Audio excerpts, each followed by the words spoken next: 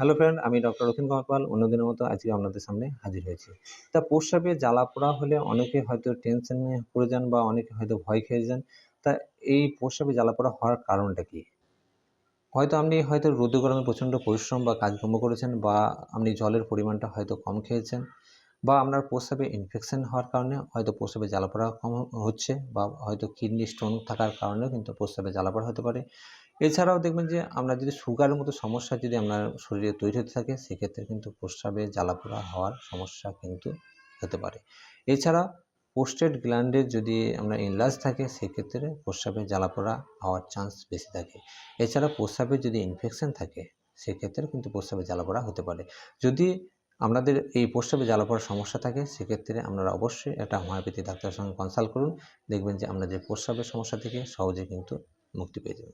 যদি ভিডিও ভালো লেগে থাকে অবশ্যই লাইক দেবেন। যদি আমার ইউটিউব চ্যানেল